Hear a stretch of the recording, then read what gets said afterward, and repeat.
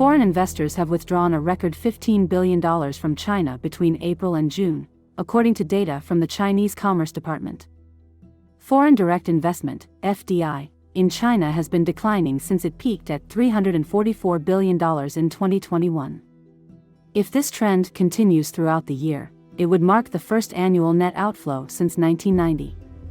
The slowdown in China's economic growth, rising geopolitical tensions, and trade disputes with Western nations have prompted foreign companies to reduce their exposure in China.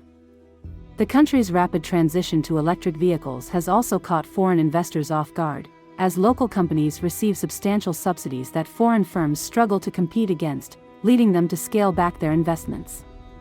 Last year, China experienced its lowest FDI levels in 30 years.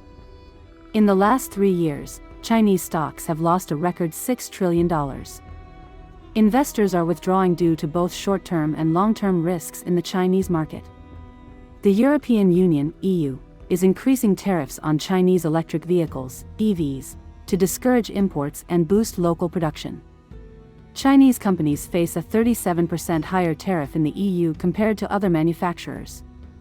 After unsuccessful negotiations with the EU on the issue of tariffs, China has filed a complaint with the World Trade Organization.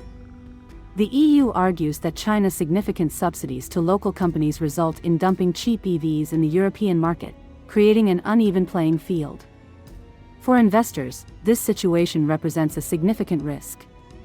Today, it's China versus the EU.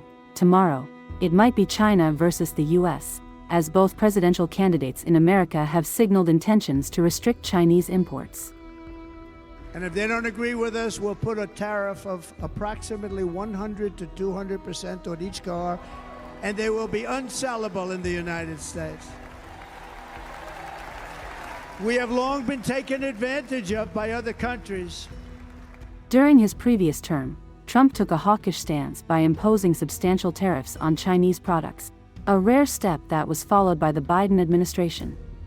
Additionally, the Chinese economy is under stress and failing to meet its targets.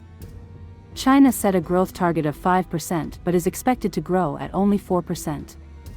Chinese exports, projected to grow by 9.7%, are increasing by just 7%. Given these challenges, foreign investors find it increasingly difficult to maintain a presence in the Chinese market and are exploring alternative opportunities in neighboring countries.